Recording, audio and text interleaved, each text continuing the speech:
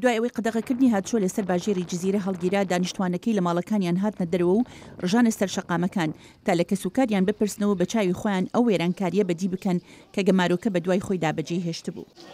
لا قدغه رابی لشیو شیوی تشتا مدیتی کسی ندیتی چله قاپینا مانه سر وان بینات وردن ما همین ما زارو که ما کشت سبری دان هم مال داره نکای فکر انسان یعنی هم دولتی باربار وحشی تشت دنیای ده تاریخ ندیتیه. حکوومەتی تورکیا دەڵێت بەلایەن کەم 32 گەڕیلای پەکەکەی لە میانی ئۆپەراسیۆنەکانی بە گوتەی خۆیان دژە تیرۆر کوشت بوو لە میانەی 9 ڕۆژی ئابلوقەدانی شارەکە کە لە 4ەوە تا 8 مانگی نۆ بەردەوام بوو.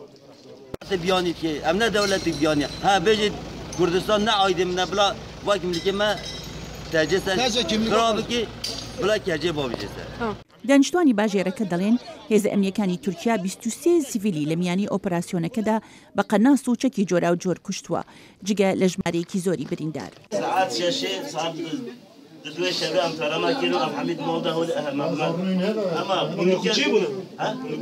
الفيد بابا في شكل داري دانا وداري على لندر جام داري شكل ابجا هذا سريعتان خبر دانا افكر نيفانغ تخت خداجي مراب عربی ساخمی دارن عربی گواز مرم عربی چون داری مام خواهد ام خرگم و دیده وزیدم ام ماینه به عالم 7 ساعت بیا 6.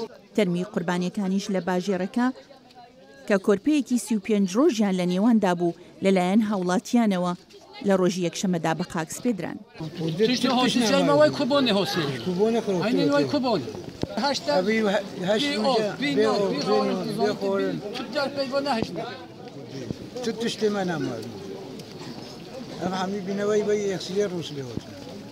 جێی باژێری جزیرە کە کەوتۆتە باشووری خۆرهەڵاتی تورکیا و هاوسنووری سووریایە و لە عێراقەوە نزیکە شارێکی سەرەکی کوردانە کە لە مانگی 7ەوە ڕوبەڕووی ئۆپەراسیۆنەکانی هێزە ئەمنیەکانی حکوومەتی تورکیا بۆتەوە و کە هیچ ئاماژەیەک بۆ کۆتایی پێهێنانی بەدی ناکرێت.